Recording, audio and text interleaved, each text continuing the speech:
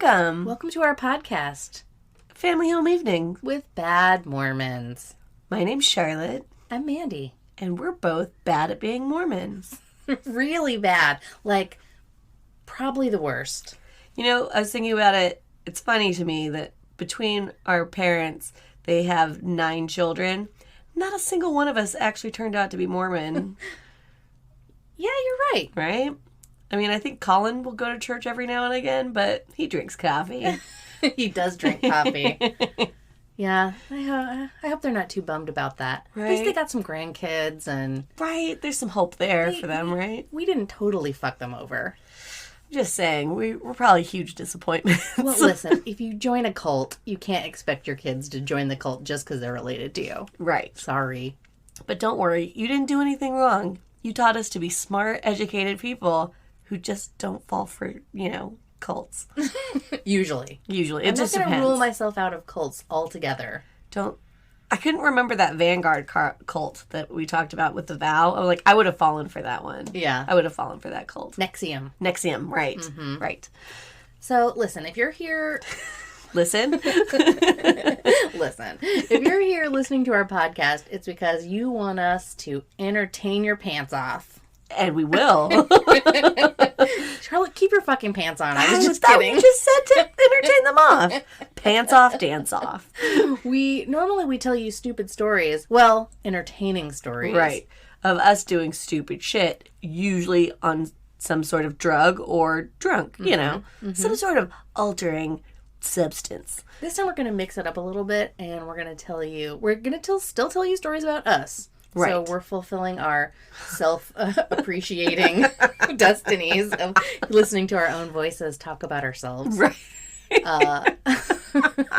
But we're going to add a little twist in there for you. Yeah. A little twist. Well, Cheers. Cheers. I was going to say, I'm drinking Truly to get rid of a hangover from all of the wine and tequila I drank yesterday. But you, madam, are drinking water. I'm drinking celery juice because I am on a cleanse. It's stupid, and you've left me alone. Listen. Okay, we're going to get to Picture why it. that's funny in a second. I think picture it should be in there, too. Picture it. it. Okay, listen. We have been doing this podcast every week since July? Yeah, sounds June about or right. July. And each week we have gotten either sometimes more drunk than others, but we've always gotten drunk for you. And my liver's starting to take a toll. Whatever. So I'm doing my biannual cleanse where I inject myself with hormone shots called HCG. I eat 500 calories between 12 and 6. And I'm adding this new step into it, which is drinking celery juice in the mornings because on an empty stomach, and it's got to be like 16 ounces of celery juice, which is so like, gross. imagine if a shot is 1 ounce, 16 shots of celery juice. Fuck that. I know. It's so disgusting. That is so gross. A lot of celebrities are doing it. Now it's all coming together. And so it's I feel like I should sense. do it too. Well, it's supposed to help your body like break down fats and helps build up your bile and help support your liver, which is really, like I said, where I need the support after Also, all the drinking we've been With all doing. the COVID, too, I keep wondering how my kidneys are doing. Listen, I've got a juicer now. If you want to drink celery juice with me at 5 o'clock in the morning, Charlotte, Want to do that. we could have a celery juicing podcast. I'm sorry, let's move on. I quit. Sweet. So some shout out to our patrons. Oh, yes. Thank you, patrons. Thank you for supporting us. Welcome to our new patron. Yeah. You guys are the shit. Thanks for giving us money. We love you. It pays for cocktails and, so I can get more material for this show. We have one patron in our... God damn it, I can't remember the name of the tiers. There's the terrestrial, one of the higher tiers. Ooh. I sent out a little something your way, so keep an eye out for that package in the mail. Sweet. You know who, wink wink. Is it Mark Facerberg? No, it's not Mark Facerberg. Oh, okay. It's a different one. Okay, nice. So, yeah.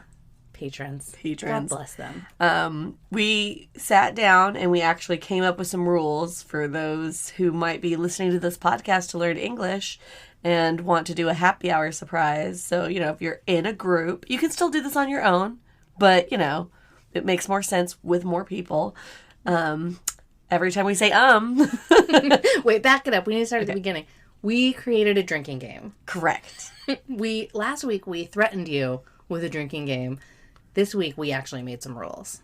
That's fair. And actually, as I've been listening to me talk, I think correct should be on there and right, because those are things I say all the time. Okay. But then again, people might die. So we are not legally responsible if you have alcohol poisoning. We're just going to start it by saying if you hear any of the following words, You take a sip. you take a sip. There were some caveats in there of like, oh, maybe you should finish your drink, or maybe you should take a shot. Maybe you should give a shot away. We're going to let you guys figure that out on your own, but here's the keywords you're looking for. 1,000%. Listen. Exactly. Correct. Right. Ooh, that's going to be a tough one. I was going to say right is it's my way of letting you know that I'm listening, right? Mm-hmm. I do that. Mm-hmm. So that might be too much. Well, and the really hard ones are going to be the ums. Right. And the you knows. You know? Yeah. So keep those in mind, listeners. If you're playing a drinking game while listening to this, good fucking luck. Because you're about to be dead. That being said, feel free to join my celery juice detox cleansing with me after you listen to this episode. Okay? Cheers. Cheers. Anything to repent for? I don't have anything to repent for. Actually, you know what I do? I'm gonna combine the cool shit and the repenting segment into one. All right. Because for cool shit, I haven't watched. So I was doing my chores around the house, dancing around, and I was humming Sugar Daddy from Hedwig and the Angry Inch. Yeah. Hansel needs some sugar in his bowl. You know. Yeah. I haven't watched that for so long. And so I went to go watch it. I didn't even have it on Prime. That's insane. I only have a hard copy. So I watched it. It was great. And it reminded me of the time that I met John Cameron Mitchell. Ooh. Which is what I have to repent for now. Oh, okay. Good. I don't think I know the story. Oh my God.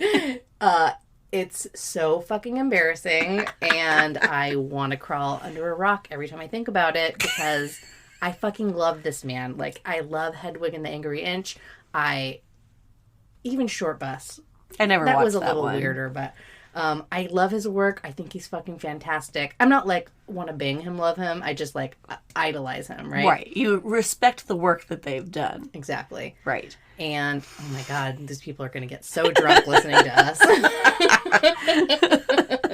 1,000%. Anyway, and I would like to mention that I never got to see Hedwig on Broadway in any of the iterations, although I would have loved to see John Cameron Mitchell do it. Yeah. I would have loved to see Neil Patrick Harris do it as well. That'd be nice. I missed them all, which, fuck you, Mandi. Right. You lost your chance. I didn't see them either. I know Kate did because in her bathroom she has a washcloth she bought at the merch table that has the face of Hedwig on it. And I was like, awesome. Right? And I was like, oh, why didn't I get invited? Rude. Yeah. Apparently, too, a little knowledge bomb is if they always had the same seat in the audience, which was the special, like, it's a car wash, ladies and gentlemen, where he would get up and, like, do the fringe skirt. Yep. So if you got lucky enough to sit in that seat, you'd get the car wash. Anyway, I digress. So John Cameron Mitchell, I'm a huge fan of him. And he was spinning records at the Lex, which is like a lesbian bar in San Francisco, right around the corner from where me and Lisa used to live on Church Street. Okay. Like heading into the Mission.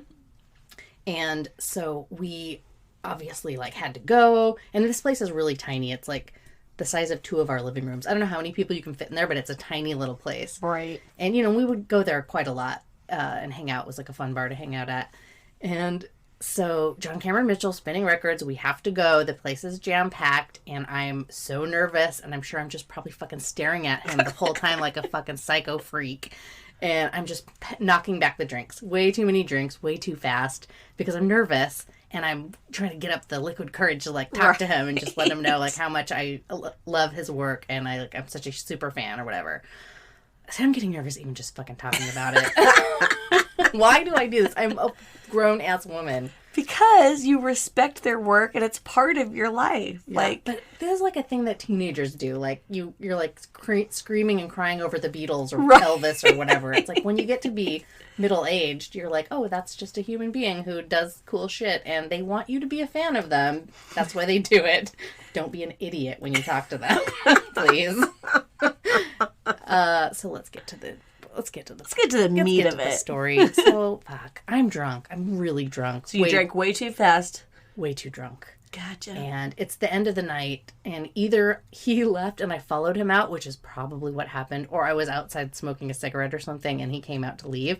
All I really remember was there was a stretch Hummer outside, which So I was lame. like, that's kind of douchey for somebody that, Hummers seems are like so the cool. lamest cars. Yeah, like the limo Hummer. Anyway, stupid. So he's getting ready to leave, and I just assaulted him. And I just went up to him, and I was like, I love you so much. I'm such a big fan of Hedwig and blah, blah, blah. And I don't even know what I said. And apparently he didn't know what I said either because he put his hand up to me, and he's like, stop. Calm down. What's your name? And I was just like, I wanted to crawl under a rock and die. I was so embarrassed. And I was like, Mandi. Hi, Mandi. I'm John. Nice to meet you. I was like, I love you. I love you so much. I hope I didn't say that, but I probably did. Anyway, he, humored me for a second. I don't know what was said. He got in the stretch Hummer and left. I gotta get out of here. And I watched the Hummer drive down 16th, I think it was 16th Street. Might have been 24th. It doesn't matter. And I thought to myself, you're an idiot. And go home. Go home, dum-dum. That's so sad. It is really sad. I'm embarrassed for you. Yeah, I know. I've never told... That's why you have never heard the story, because it's fucking embarrassing. Oh, that's too bad. Mm-hmm.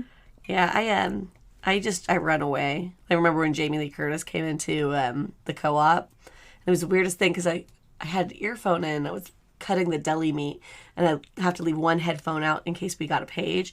And this lady was ordering something. I was like, that's funny. That sounds just like... And I look over, and it's Jamie Lee Curtis. And I'm like, holy shit. And I'm like, what do you say? I usually just think of my favorite movie that they're in and be like, I loved you in Trading Places. I thought you were going to say True Lies. I do love True Lies a lot. But Trading Places was the first one that came to mind. I was like, your boobs look fantastic. But I could see people were forming a circle kind of around her. And I was like, oh, leave the lady alone. She's just trying to buy some deli meat. But the guy who served her, his name's Patrick. I really didn't think much of it. I actually just went back to work because I was like, well, I'm not going to tell her the movies that I love because, again, I could just see that this is going to be lame for her, and I don't want to be part of that lameness. Yeah, don't stare at her like a psycho from the distance like I do. But again, I don't know, I was trying to think what celebrity I would freak out over, because, if it was Jack Nicholson, he would just punch you. Or and I was like, Dan Aykroyd would be a good one too. But he'd probably be nicer. But it's I just wonder, with, what's his fucking face? Well, Robert Downey Jr., but also Leonardo DiCaprio, who came into Sardiches.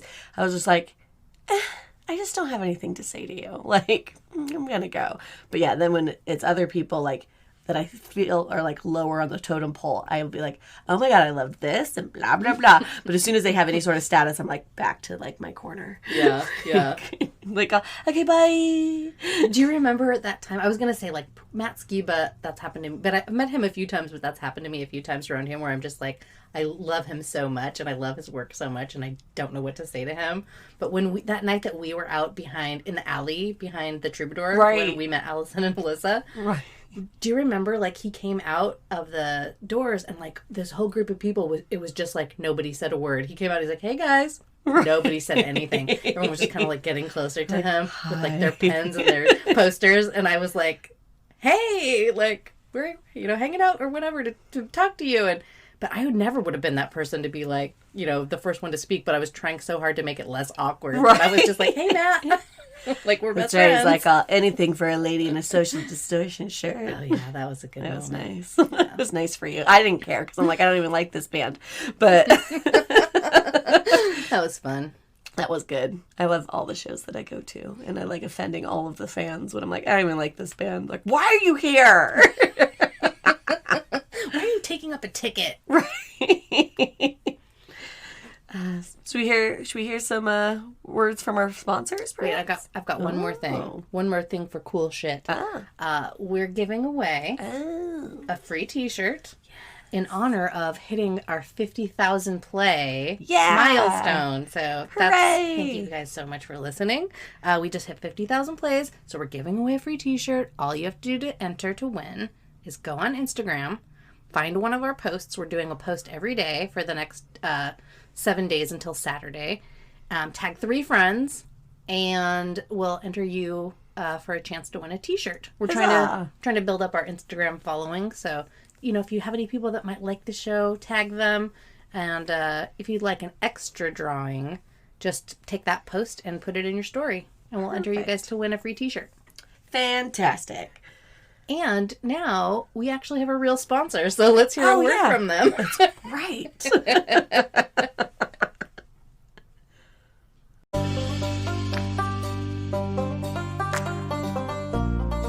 Hey, we know that keeping the food storage stocked can sometimes be a struggle, but boy, howdy, did it just get a whole lot easier. Have we got a delicious and satisfying treat for you? Introducing Prophet Tyson Potted Meat Product.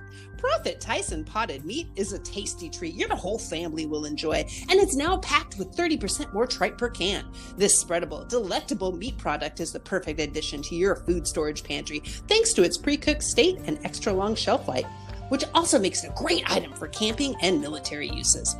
Prophet Tyson Potted Meat comes in 2 tantalizing flavors. Country Pot, a down-home blend of pureed beef, pork, chicken, and that extra tripe. Or give City Pot a try, a spicy grind of raccoon, feral cat, skunk, and animal shelter dumpster. For a heavenly treat, try Prophet Tyson Potted Meat. Family Home Evening with Bad Mormons listeners can save 20% off your first purchase. Just use the promo code The One Mighty and Strong at checkout. That's promo code The One Mighty and Strong for 20% off your first purchase of Prophet Tyson's Potted Meat.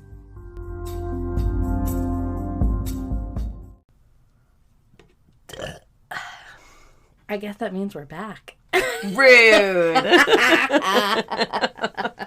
So we usually tell you guys stories about ourselves. This time we're going to tell you stories that's more about the town that we used to live in. Yeah. That we love, called Bellingham, Washington. It's where a lot of murderers like to hang out. Mm-hmm. It's propensity for murderers. Sure does. So we're going to tell you some of the stories about some of the murderers that have hung out there and some of the murderers that we've met there. Right. It turns out. Turns out there's a few of them. So if you guys aren't aware, Bellingham, it's a little town on the border of Canada in Washington State on the coast.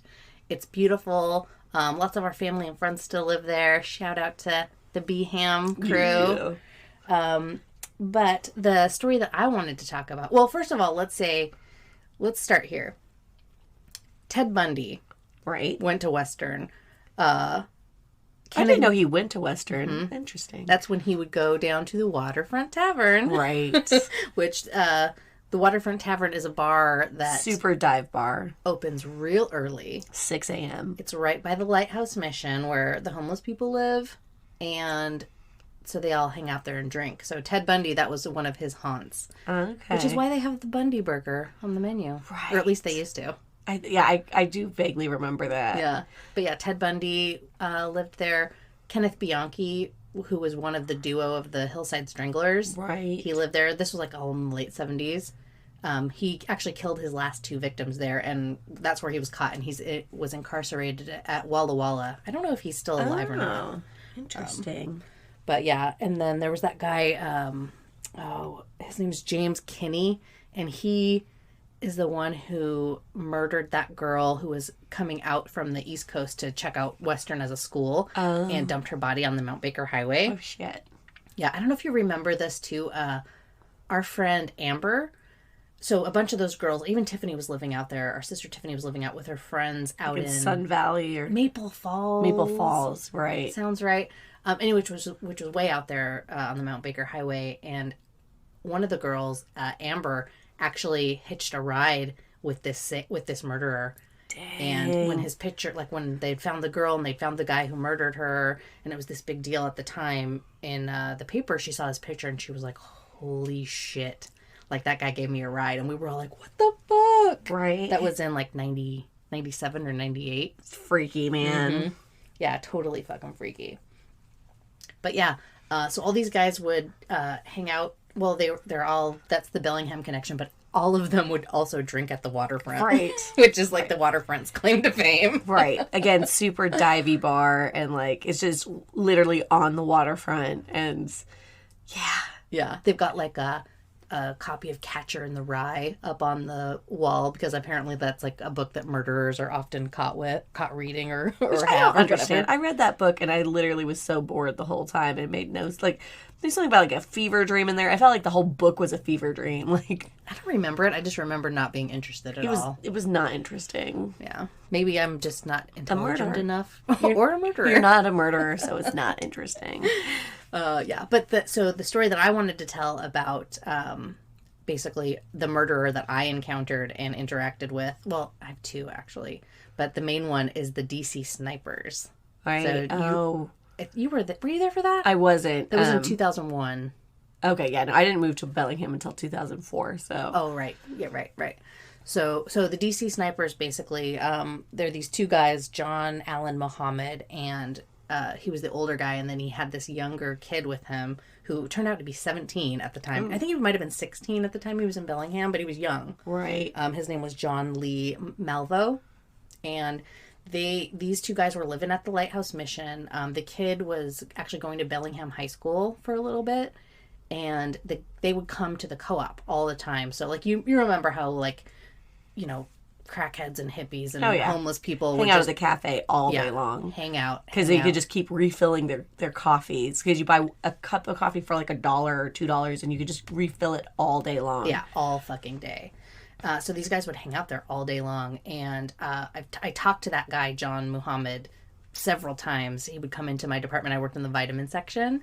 And he would come in and be like, what kind of vitamin should I get for my son? You know, he's this old or whatever. What kind of protein should he get? He's an athlete. Like, I want him to be healthy and stuff. And so I talked to him about vitamins, and he would carry around this giant green, like, army duffel bag. Right. And it was bulky. It had a bunch of stuff clanking around in there. In retrospect, it was absolutely 1,000% full of guns. 1,000%. 1,000%. But yeah, Freaky. It's like, at the time you're like, something's off about this. It seems weird. Like, the whole vibe's weird. Right. But, you know, there's a bunch of homeless crackheads that come in and they're all deal weird. with weirdo people all day long. Yeah. So sorry if I'm saying the word homeless too much. I realize that's a problem that could affect any of us at any given moment. Right. But chronically homeless is generally due to a drug or mental disability. Right.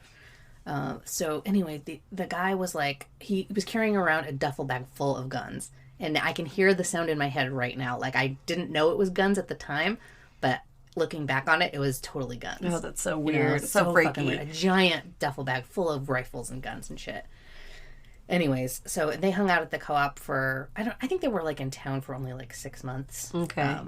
But one other thing about them that is memorable or story noteworthy is that the guy would hang out at the Waterfront Tavern, the older guy, and apparently he was there with a group of other people during 9/11. Okay. And they were all watching it go down on the TV, and I guess he was like cheering for the terrorist and like, yeah, being really like crazy about it, you know, and fuck the government and fuck the US and to the point where like somebody was cited in one of the articles about like, I was going to take him outside and kick his ass, but I didn't want to go to jail or whatever. Right. But he was really like being odd, you know, in that moment when, I don't know if you remember. Yeah, it was horrifying. Yeah, everybody was just shocked and stunned and utter silence. Yeah, it was awful. And here's this guy like cheering at the bar for it, right? Could you imagine? Right. What a fucking psycho.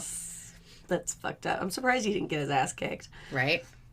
And I guess the kid too, so the kid went to Bellingham High School for a little bit. I guess the principal at the time actually spoke on his behalf to his defense in court to try to avoid the death penalty for him. Because the older guy, Muhammad was sent to death or executed in 2009. Okay. But the kid was also convicted because they went on to kill like 20 people in Washington D.C. Like they sniped them. Right. You'd be at a gas station and a bullet would come out of nowhere and kill you. And so it wasn't like all at one place. It was just randomly all over like a 2 weeks or something. Okay. Maybe longer. Yeah, fuck that. Actually, it might have been longer because I know there was like a sense of people Like, didn't not want to go wanna leave their house. outside. Yeah. Yeah. Oh, that sucks. They were terrorizing people there for sure. Just Right. murdering people at random. And there was some kind of situation where he had taken this kid out of like a bad home and was kind of grooming him. And apparently there was some kind of religious aspect to it. He was making him do all these push-ups and, you know, I don't know exactly what it was, withholding food and kind of like... You break people that way. It's like kind a of like cult. building a soldier or something. Right. Which was why the kid was spared the death penalty. Anyways, the whole thing was just fucking weird. But they would come into the co-op all the time, which is like crazy. Right. You're like, oh, crazy. that's To think that you've talked to that dude. Right. A lot. Yeah, that's fucked up. Mm-hmm. Yeah, I was looking. This happened after I left, so it was in 2010.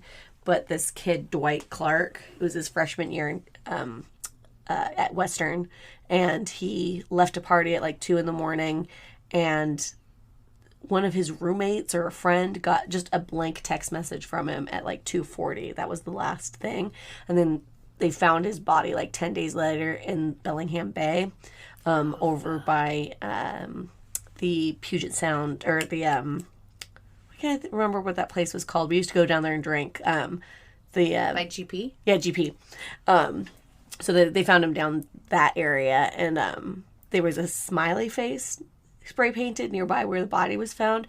So I looked into it, and it's kind of a conspiracy theory because there's not a lot of hard evidence, and it mainly happens back east, but now there's been some in Europe, you know, like it's all over, is that it's always a young white male who is like college educated. Like, I think it's perceived as their privilege, and so they actually stalk them, you know, target them, and then drug them with GHB, and then so they're so fucked up they can't struggle because they're drowning in like very minimal amounts of water. So like with drowns them. Yeah, so with the one in Bellingham, like it was thought that he jumped off of a bridge into water, but it's usually really cold the time of year that it happens. Like, people would not be getting into water for any sort of reason, and you can't even get in that water in the summer. No, because it's freezing, cold. Right? And so yeah. So it's kind of, I guess there's like 335 cases that could be suspected linking to the smiley face killer. But that's got to be like copycats by now, right? So what they think it is it's more of a cult thing where it's kind of like a connection that maybe it's online or whatever. But yeah, it's always male. It's always, you know, in college. So these are all happening around college campuses. And yeah, it's kind of fucked up. And yeah, they're usually drunk. So they're leaving a party. Or leaving a bar or something like that. Mm-hmm. But there was one kid in Boston, was one of the first ones, I guess, and he was on the phone with his girlfriend. He just wanted to get picked up to go home. And so she's like, well, tell me what the address is. And somebody yelled the address from behind, and then the phone went dead. And then when she shows up like a minute later, nowhere to be found. And a couple days later, found the body, again, in a very shallow thing of water. And so they were just ruling it an accidental drowning, but the parents were like, no, none of this makes any sense. And so they did a toxicology, and he had GHB in his system. And sure enough, there was a spray painted smiley face nearby. So that's totally fucked up. But damn. So yeah, that happened to one person and that was going to Western. It was kind of fucked up. Mm-hmm. Yeah, that's totally fucked up. Yeah, so that's freaky. I didn't meet him, but I was just looking up. I was like, Bellingham murders. And I was like, oh, wait, that's right. Because Laurie did a lot of research on it. She's like, I think it's the smiley face killer thing. And I got it confused with, we were listening to My Favorite Murder, and there was a happy face killer. Right. And what he did was that he was strangling girls, and he ended up being a truck driver. So, like, they could never find him because he never killed anybody he actually knew. It was always random girls. But when these two other people got pinned for one of the murders, he left notes in different rest stop bathrooms saying that, you know, I'm the one who's murdering all these people, and he signed it with a smiley face. The happy face. So he's the happy face murderer, and then these smiley face ones are a little bit less like, Ew. Yeah, well, like, different. It's a different, like, totally different people, but like, yeah. Just because they're both smiley faces, I was like, wait, is that the same thing? I'm like, no, that's completely different. Yeah, one's girls, right? One's Males. creepy. Totally freaky. You know what I was just thinking about, too? There's another murderer that we both know from Bellingham that we worked with. Jeff. At the co-op. Fucking Jeff. Fucking Jeff. Jeff Calvert. Calvert, right. You normally don't say last names unless you're a fucking murderer. And he's dead, so. Spoiler alert. Oh, fair enough. Do you want to tell this story? Well, no, I'll just say that when I found out he had died was that I was coming to work. I was walking through the co-op parking lot, and our friend Michael walked out. He's like, "Oh my God, did you hear Jeff died?" And I was like, "Holy shit!" He rode a motorcycle, so I just assumed he had gotten into a motorcycle accident. Well, we don't say how he died yet because I want to tell. Okay. I want to tell the he's story like, first. He's like, no, and I was like, and when he told me what had happened, I was like, "Are you fucking kidding me?" Yeah. So this guy Jeff that we worked with at the co-op, he worked at the co-op between 2001 and 2007. So the whole time that I worked there. Right. In fact, this was just before I moved to San Francisco. Right. And he used to be like the accounts payable person or something like that there. And he was this super weird, tall, skinny dude. Not super weird, but like quiet, shy. Yeah, he was quiet. Like, I would talk to him. Because when I go get my till for the cashier or for the register, I would usually, we'd poke at each other a little bit. Like, I would make fun of him and tell him he had no friends. Didn't realize he was psycho. Yeah. Well, it's almost like a decade that we, Right. worked with this dude or whatever. Well, you had a few I had like 3 3 less years, but yeah. still, it's like a long It was time. a long time, yeah. You hang out 40 hours a week, at your job, and you feel like you build a bond with those people, and you know those people, whether you're not, whether or not you're friends with them. Right. You spend a lot of time together. Totally. Yeah, he was just quiet and shy, and like I don't know why this always stands out to me, but because I did a lot of closing shifts, and we would do the announcement like, "Hey, everybody, get the fuck out! We're trying to close down." Attention, co-op shoppers. Right. And he would always come down like way after everybody was gone, and people were trying to like cash out and close up, and he would try to buy his weird vegan food. And I was like, every single night, like, we all want to get out of here. Like, can't you do this 10 minutes ago? Right. Why are you doing this now? Anyways, I always thought about that. But so anyway, to the story. So, it turns out, he murdered his girlfriend. Right. And then killed himself. A murder-suicide. Right. And it was totally fucking, everybody was so shocked. Like, how could he do something like this? Like, what kind of a person does shit like this? And then when you heard the story about what happened, like when you read the article, it just got really fucking sinister and dark. Right. Because basically what had happened was she'd broken up with him. So this lady, she's like 35 years old. He's like 40. Right. They met online, right? Yeah, they met online. She's got 2 young kids. They're like 8 and 10 or something like that. Maybe a little bit younger. And from a different, relationship. And he's like got this photo album on Facebook that's like a love story. And it's just filled with like almost 400 pictures and videos and stuff of her like kind of obsessing, it seems like, in retrospect. And they only dated for like 6 months. Right. And so she broke up with him, and apparently when she was moving out, he physically restrained her a couple of times. He was like intimidating her, like standing over her while she was trying to pack up her stuff. Oh. And then after she left, he kept sending her gifts and letters and packages, like excessive amounts of them. Right. To the point where she filed a restraining order against him a week before he killed her. Oh, fuck. Right? I know. I didn't realize that either. So she had already filed a restraining order, and the day that he killed her, he kicked in her back door. He came into her house with 2 guns and ammo, handcuffs, a knife, pepper spray, duct tape, and a taser. Jesus.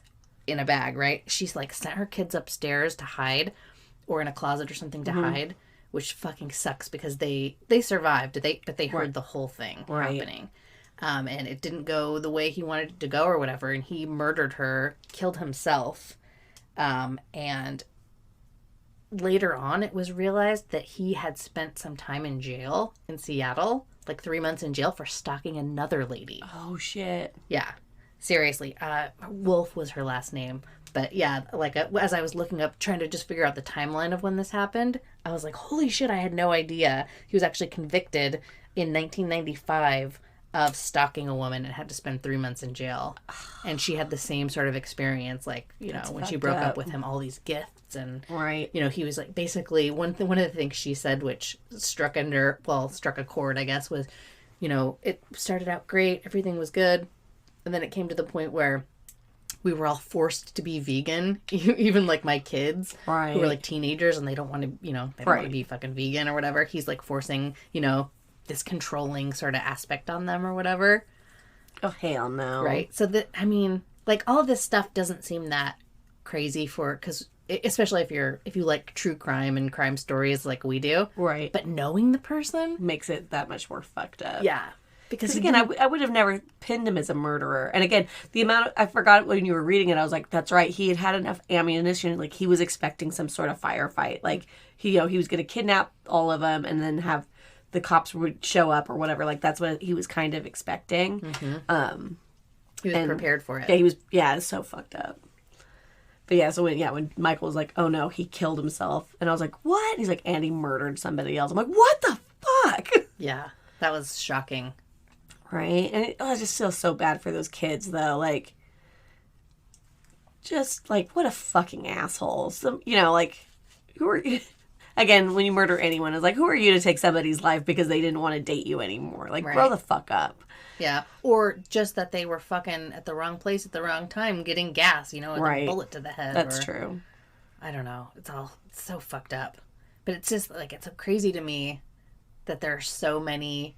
Like, I've never lived in a place where there have been such like the Mecca. A collection of murderers and, like, horrible shit. And, you know, this kind of shit happens everywhere or whatever. Like, if you look at Los Angeles, there's plenty of fucking things. But Bellingham's a small town, and it's, like, kind of like a hippie town. And then there's this underlying, like... It's a college town. Yeah. Like... that murderers go to. Right. And again, that they all go to the waterfront and hang out there, too. Like, that's weird. It's just like, oh, let's all go hang out at the waterfront. Like, we've been to the waterfront a few times for, like, karaoke. And, like, I remember one night finishing up, I would work from 7 p.m. to 3 a.m. doing the grocery when I worked in groceries. And we got drunk on the steps as we would sometimes do after a long shift. And it was actually getting to be morning time. And the manager had to come out and be like, you guys need to leave. We're opening soon. And we all stumbled down to the waterfront and ordered more beer. And I kind of remember ordering biscuits and gravy and just gravy all over my shirt. Like, why would they serve us? Like, we were clearly too fucked up. But anyways, that's the waterfront for you. Mm-hmm, mm-hmm. So, I guess that's our podcast. Yeah. Murder! Murder, mayhem, Bellingham. Be excellent to each other. You know, don't go around killing people. It's rude. Just a reminder, if you haven't already, please go ahead and head over to Apple Podcasts and leave us a review. We love reading your reviews. Also, our extended Mormon family does not like our podcast, and they are giving us a lot of thumbs down. Right. So if you guys could go on our social medias, especially the YouTube channel and the Apple Podcast, give us a thumbs up and a rating. We would so much appreciate it. Or if you're going to give us a bad one, at least tell us why. Because if it's just, hidden, that's no fun. At least say, hey, I'm your cousin. I know I said I'm a prophet and I started my own religion and I baptize people in swimming pools, but I don't like your podcast. Right. We're okay with that. Check out our website. We got a lot of new merch up. Yeah. And also, thanks again to our patrons. We love you guys so much. If you're interested in becoming a patron, head over to patreon.com and you can see all the funny stuff that we put together for your entertainment. Minimum $3 a month. Yeah. That's less than a coffee. Who doesn't have an extra $3? So yeah, like, subscribe. We already said that on YouTube, but do it anyways. Do you have any funny stories of murder or Mormons? Or do you have any funny stories of murder? Send them to us. I was going to say, I didn't do a Mormon dish this week. No, you didn't. Repent next week. Okay. That means you'll get double the dose of gross. We'll see you next week.